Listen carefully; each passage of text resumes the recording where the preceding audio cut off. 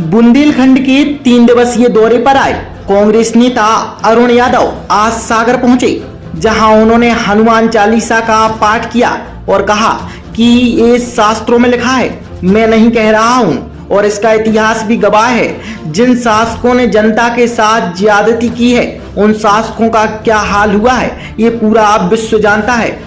भ्रष्टाचारियों का इलाज बजरंगबली ने कर्नाटक में किया है। 40% वालों की कर्नाटक में क्या स्थिति बनी है ये आप सब जानते हैं। यही मध्य प्रदेश में होने वाला है।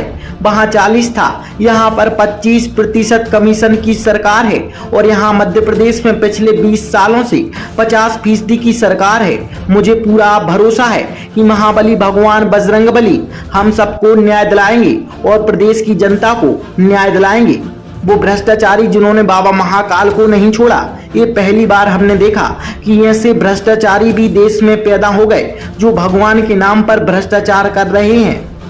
ये पहली बार ऐसा नहीं हो रहा है, बल्कि 2016 में अगर आपको याद हो कि उज्जैन में महाकुंभ हुआ था, सरकार ने 1000 करोड़ की योजना बनाई थी, जिसमें से 50% से ज्यादा उसमें पैसे खा गए। जो झाड़ू की कीमत 20 रुपए थी, उसकी कीमत 800 रुपए लगाई गई थी। मटका जो 100 रुपए में मिलता है, उसकी कीमत 800 रुपए लगाई गई। आप सबके संज्ञान में हैं, तो हमें पूर्ण विश्वास है कि ईश्वर हमारे साथ है। ईश्वर मध्य प्रदेश की जनता के साथ है और महाबली की गदा जिस तरह कर्नाटक में चली है, उसी तरह मध्य प्रदेश में चलेगी। हनुमान जी पवन पुत्र हैं, उन्होंने देखा कि भ्रष्टाचार काफी ज्यादा हो रहा है, तो ऐसी हवा और आंधी चली कि सारा भ्रष्टाचार उजागर हो गया।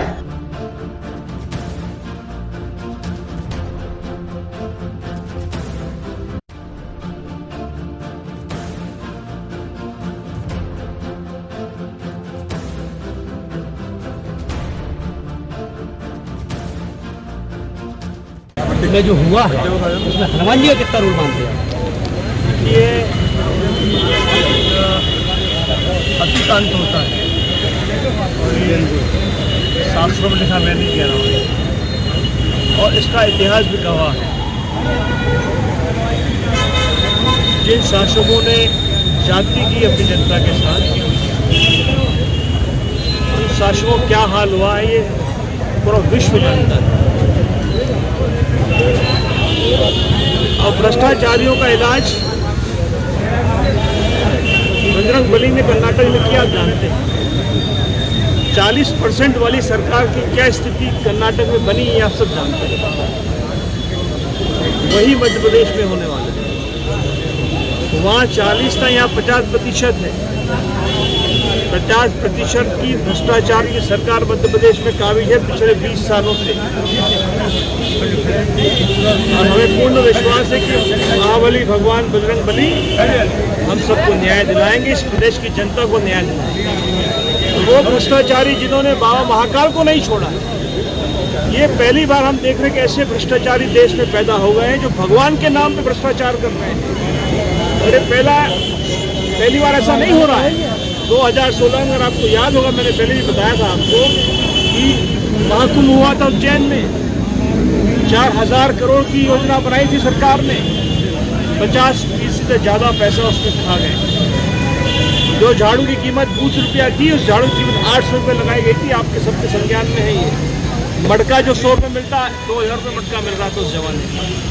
तो हमें पूर्ण विश्वास है कि ईश्वर हमारे साथ है। ईश्वर इस मध्य प्रदेश की जनता के साथ में, और महाबली की गदा जिस तरह कर्नाटक में चली थी, मध्य प्रदेश में चली। भाई साहब, सागर में 3 मंत्री हैं, हवा चली तो क्या हनुमान जी आपके साथ है और भ्रष्टाचार के खिलाफ है? तो उनकी हवा नहीं, पवन पुत्रों को कहा जाता है। तो हनुमान जी का आशीर्वाद मिल रहा है कि हवा चला के हनुमान का उजागर किया? वो नहीं उजागर किया। यादव जी हम तो उन्हीं को मानते हैं, हम तो उनके आराध्य हैं। भगवान ने जब देखा कि भ्रष्टाचार चरम पर है, उन्होंने अपनी काम करके। भाई जब सागर में धर्म के बाद भाजपा धर्म, अब आप ही धर्म खेल रहे हैं, वो बजरंगबली, आप भी बजरंगबली, क्या है ये? क्या ठेकेदार है क्या? उन्होंने भगवान का कोई ठेकेदार नहीं रखी, हम सब भगवान की पूजा करते हैं।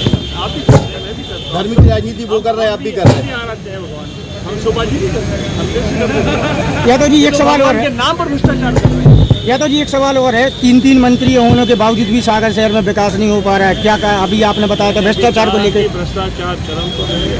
देश की